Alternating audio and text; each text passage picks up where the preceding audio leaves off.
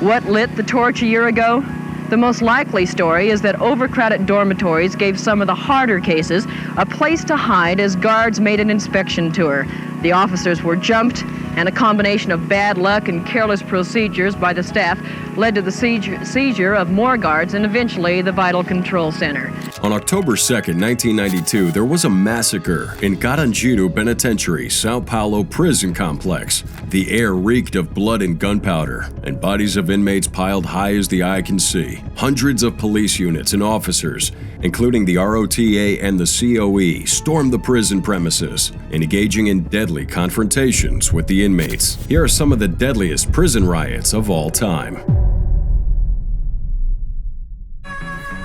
It was just total chaos, It was nobody in control. September 9th, 1971, violence erupts in the max security prison in upstate New York. In the words of Carlos Roach, a former prisoner, "It wasn't planned, it was spontaneous." On the 8th of September 1971, when a fight broke out at the Attica prison during recreation, following a correctional officer's failed intervention, matters escalated with an inmate who struck the officer. Then more inmates got involved, and that's when another officer was hit, before Lieutenant Robert Curtis stepped in to calm things down. That evening, the warden had put 2 inmates in solitary confinement, but other prisoners in their block would resist, shouting and throwing objects. One inmate, William Ortiz, hit a guard with a can, landing him in cell confinement. By the next morning, inmates were demanding to know about Ortiz. When officers led prisoners to breakfast, some inmates unlocked Ortiz's cell to join him. When the command staff found out what had occurred, they decided to return the inmates to their cells after breakfast,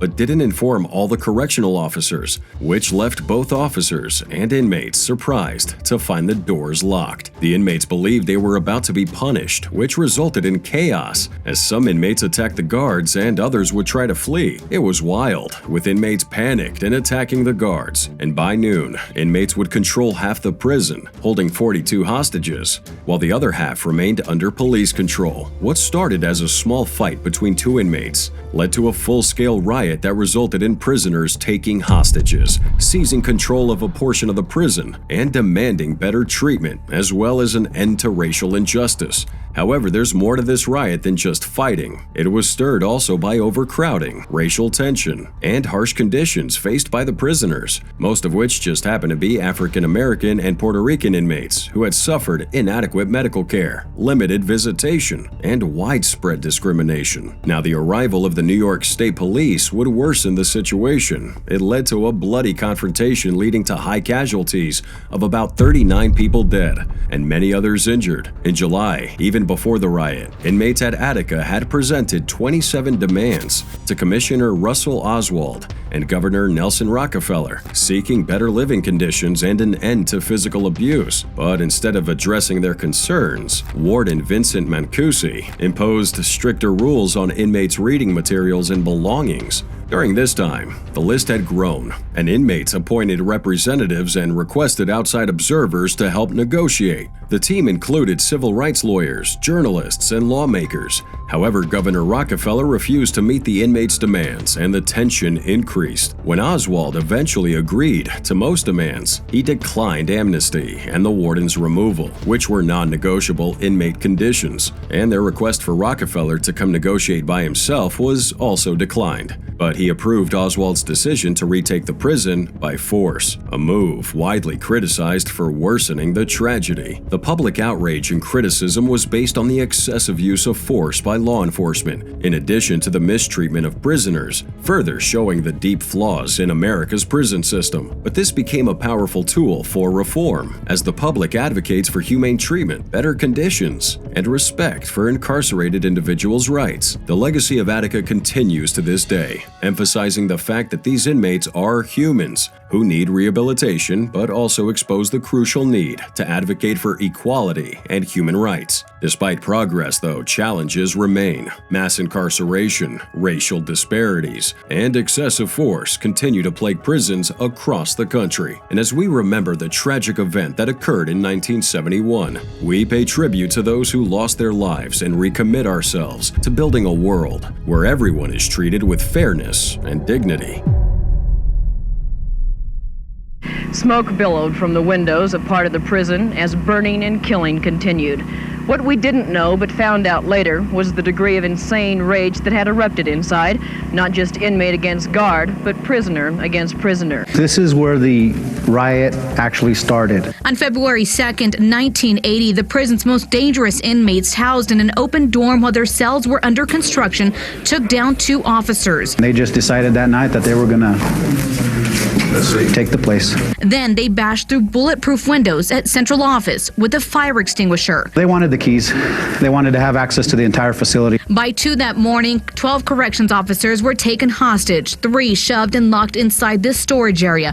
Fires started raging through the prison. Protective custody inmates became targets. Soon, SWAT teams and the National Guard would be called in. February 2nd and 3rd, 1980, the New Mexico State Penitentiary turned into a full-blown crisis due to deteriorating prison conditions. Inmates in dormitory E2 overpowered correction officers, seizing their keys and taking control of several areas of the facility. 4 officers were initially taken hostage, but as the chaos spread, the number of hostages grew to 12. News of the prison's chaos had circulated like wildfire, instilling fear in the hearts of not only the staff at the NMSP, but also residents of New Mexico and the entire nation. Just to keep himself safe. Anybody tell you they weren't scared, and they're lying to you, you know? Ernest Becerra, who was just 20 when he was an inmate at the Old Main Prison, recalled how things happened during the riot. Before you knew it, the corridor started filling up. It just spread, dormitory to dormitory. Reflecting on the atmosphere, he added, You could feel the tension in the air, like something was off.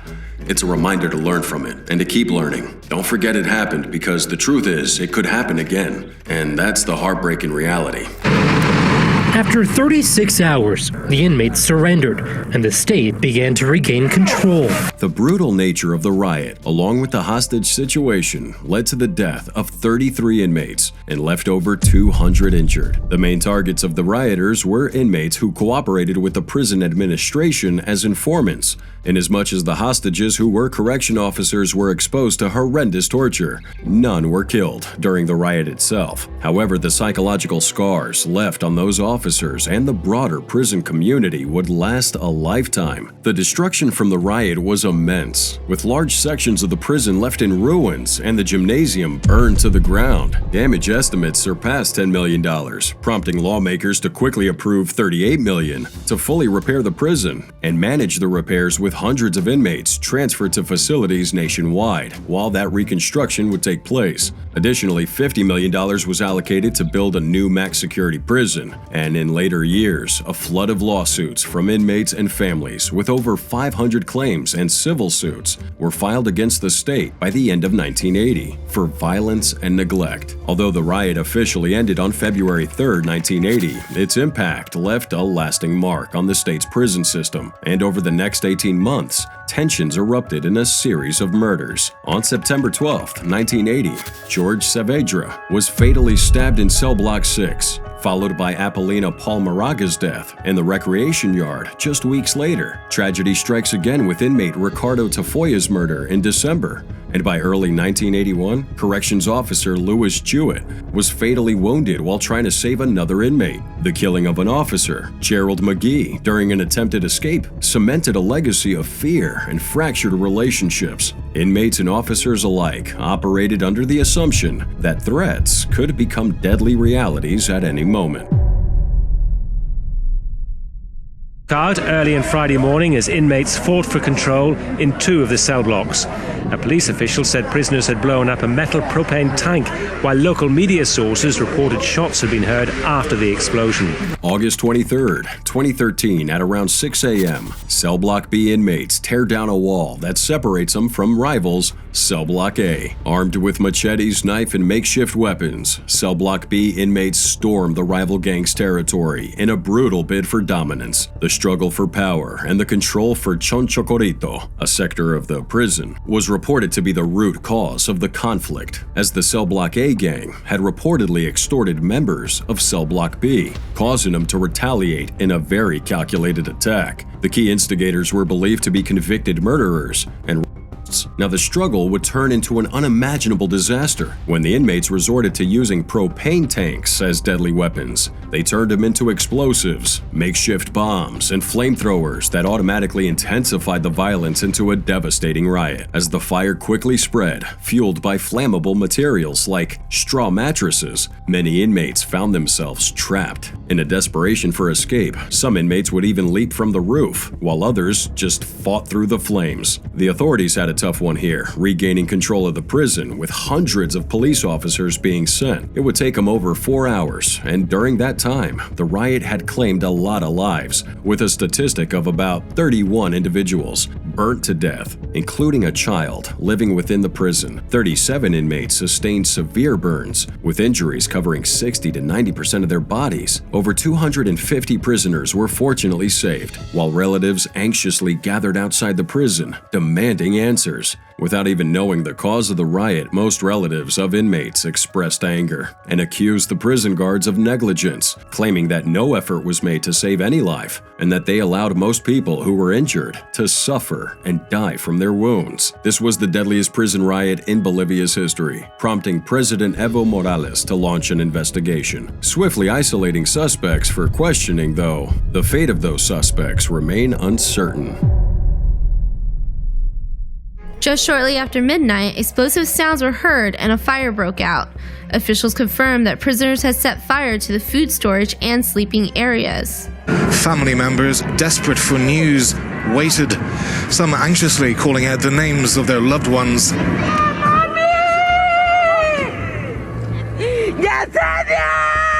It's February 10th, 2016. At about 11:30 p.m., a deadly riot started within the walls of the Topo Chico prison in Monterrey, Mexico, between factions of the Los Zetas cartel. While the world slept, two factions of one of Mexico's most feared criminal organizations clashed for control of the prison. A struggle for power would happen between two rival leaders of Los Zetas, Juan Pedro Saldivar Farias, known as LZ-27, and Jorge Ivan Hernandez Cantu, known as El Credo. Now, Saldivar's plan was to attack Hernandez, overthrow him, and then control the prison's operations. So he would order a group of prisoners to attack Hernandez, but unfortunately that plan scattered as they couldn't reach his cell. The fighting quickly spread to two separate sections of the prison, and to add to the horror, a fire was ignited in a food storage area, spreading flames to a section of the prison that housed inmate cells, making the riot even worse. Then the Mexican Army, federal, and local police forces were deployed to restore order.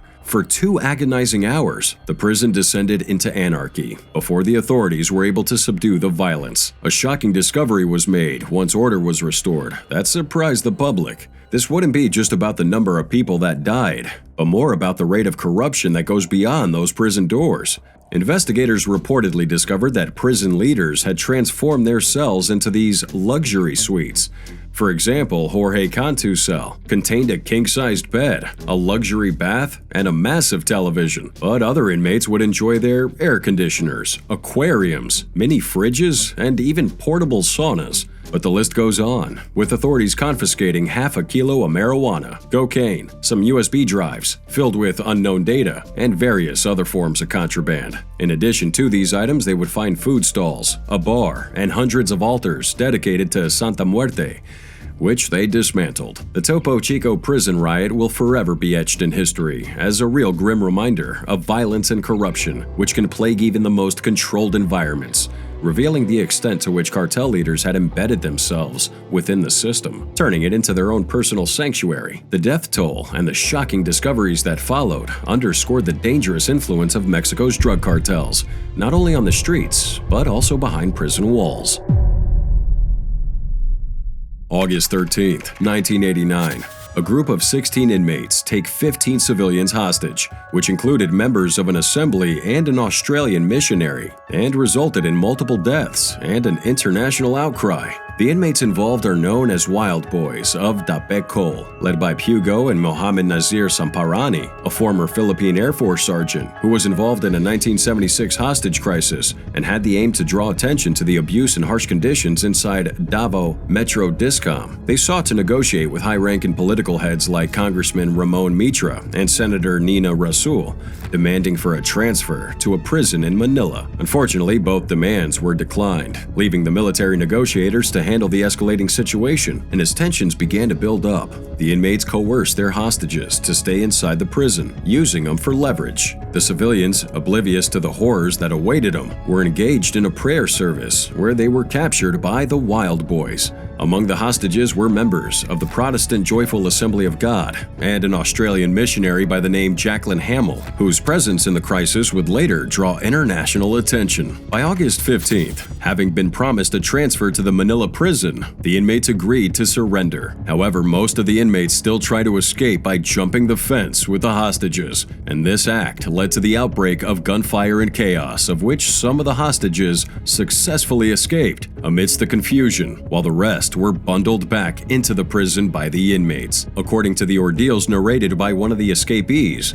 several hostages were sexually assaulted by the inmates, and unfortunately Hamill, the international missionary, wasn't spared from this cruel incident. Later that day, with a determination to bring an end to the crisis, the police, with combined forces of the military, stormed the prison and successfully freed 10 hostages. Sadly, 5 hostages, including Hamill, and 16 inmates were found dead in the process. Inmates who did survive were kept in military custody and prevented from speaking to the media. However, this act created suspicion as rumors of an intentional cover-up sparked, especially when reports of soldiers that killed inmates during the rescue operation came to limelight. To complicate matters, Brigadier General Mariano Baque, one of the key negotiators, explained that the survivors were still in shock. The Davao Metro Discom prison riot of August 1989 left a terrifying effect in the history of the Philippine prison, not just for the lives lost, but for the troubling questions it raised about prison conditions,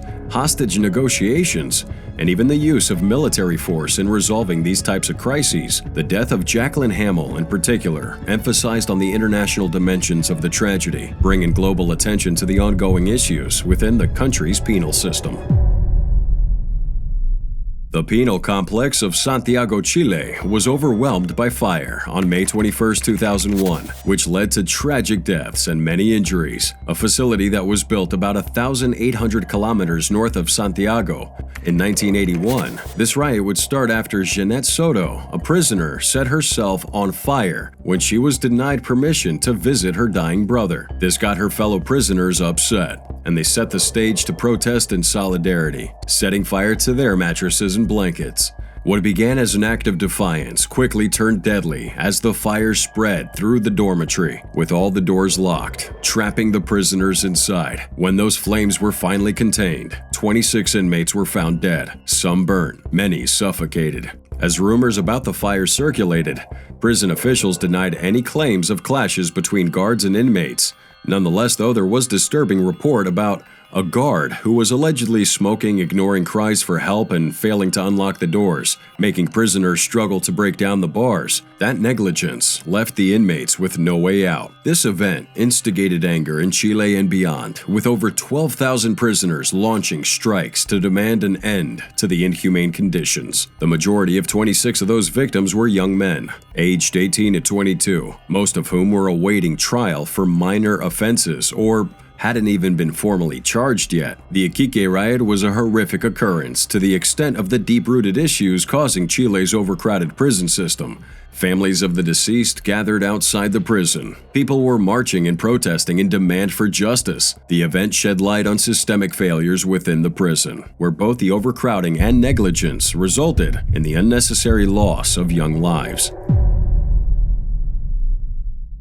October 2, 1992, a seemingly minor disagreement between two rival groups in Cell Block 9 during a football match gradually turned into a violent confrontation with prisoners. The guards couldn't help the situation here because they were outnumbered and overwhelmed. The prison's director, Jose Ismael Pedrosa, called out for reinforcements from the military police. In response, Colonel Ubiratan Guimariez of the PMESP deployed the shock police battalions and ordered an invasion of the prison complex with the consent of the Secretary of Public Security. The violence became intense. Hundreds of police units and officers, including the ROTA and COE, stormed the prison's premises, engaging in deadly confrontations with the inmates, making their operation swift and brutal as they shot into those cell blocks. The riot turned into this gruesome scene, with bodies scattered everywhere, the air thick with the smell of blood and gunpowder. According to official reports, 111 inmates were killed during that operation, and many more were injured. The news of that massacre sent shockwaves throughout Brazil and the world, with the survivors and many human rights organizations claiming that the actual death toll was a lot higher than what was reported. The tremendous loss of human life and the excessive use of force caused serious outrage and criticism, as well as many investigations, which did bring police officers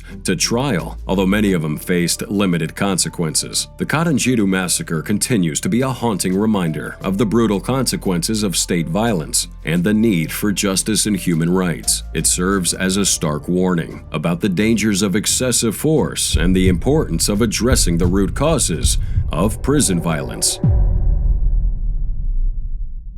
On May 24, 2019, tensions stemmed in the Acarigua prison facility. Inmates started a fierce defense of their legal entitlement back from the 14th of May, turning the need to regain their visitation rights into a full-blown protest, demanding to see their family members and loved ones. By the early hours of May 24th, around 5:50 a.m., it descended into chaos, with prisoners taking visitors hostage. The authorities made the situation look like an attempted prison break, accusing the inmates of trying to escape through a hole in the wall before the internal fight broke out. However, other reports showed that this was ignited when Wilfredo Ramos Ferrer, known as the prison leader, or Pran, was shot by prison guards during the ongoing protests. Ramos's death incited the violence, igniting a series of bloody confrontations between the prisoners and law enforcement. There were other reasons for the conflict aside from visitation rights. Inmates have also increasingly been frustrated by the guards' refusal to grant their requests, leaving them feeling voiceless and mistreated. With their grievances mounting, they made the prison a terror, releasing shockwaves throughout the surrounding towns of Acarigua and Araude. According to journalist Mariangel Moro, these complaints had been an issue in Polipaez for over a week, with tensions finally increasing over that day. He called it a morning of terror, as residents were frightened by the sounds of explosions. After fierce fighting, the chaos came to an end at around 10 a.m., with many inmates harmed. During the riot, it was reported that 3 explosives were fired, with 2 of them confirmed by the NGO to have left many prison officers wounded, adding to the mayhem that distinguished the event. The Venezuelan government was swift to send in reinforcements, which included local police, National Guard troops, and a specialized prison unit, all of whom helped to battle and suppress the riot, even when the damage had already been done. And once again, we see deep-seated frustrations and desperation of inmates who felt that their basic rights were being trampled on, while also witnessing the underlying instability within Venezuela's prison system.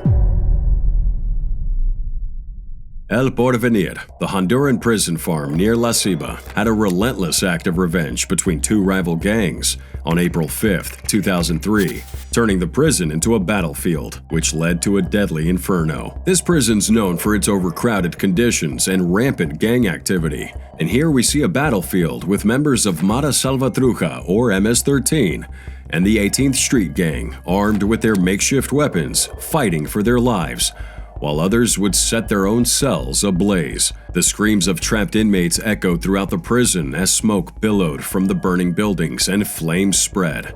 The effect of that chaos was unimaginable.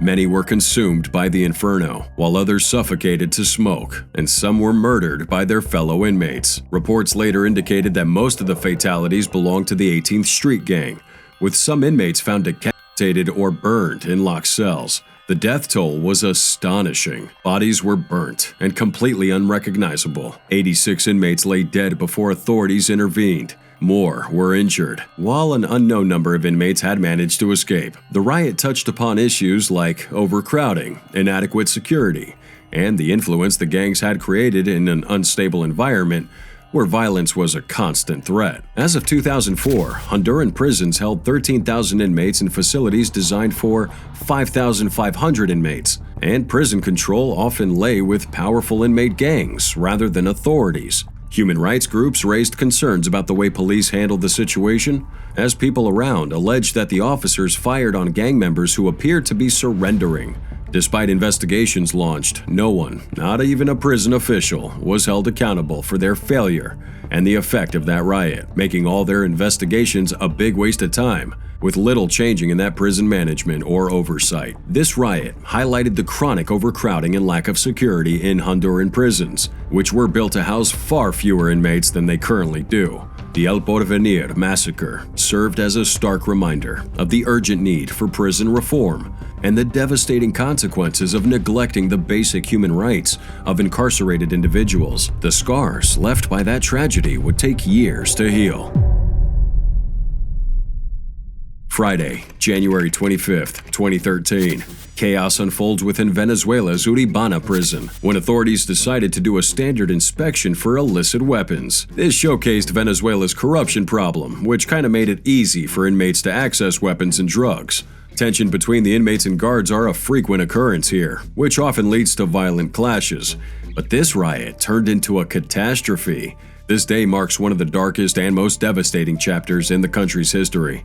Initially, the reported casualties were already concerning, but as the violence escalated, the death toll tragically rose to 61, with over 120 people left injured. Inmates who had managed to smuggle in weapons put up a fierce resistance against the National Guard, transforming the standoff into a full-scale battle that soon swept across the prison. Many critics would argue that officials seriously underestimated the explosive tension inside this facility and the poorly planned inspection. They were barely prepared for any signs of unrest. To make matters worse, many felt the National Guard's response was overly aggressive, which only intensified the chaos as gunshots rang out within the prison's walls. This Uribana incident exposed major cracks in Venezuela's prison system: chronic overcrowding, deep-seated corruption, and the steady flow of illicit drugs and weapons like powder kegs ready to blow at any point. As a contributing factor to the riot, human rights and critics would point to the inspection's mishandling, arguing that the lack of proper planning and the disproportionate use of force by the authorities had exacerbated an already volatile situation. The Uribana prison quickly became the focus of national and international scrutiny. The events of January 25th raised serious concerns about Venezuela's approach to managing their prison system.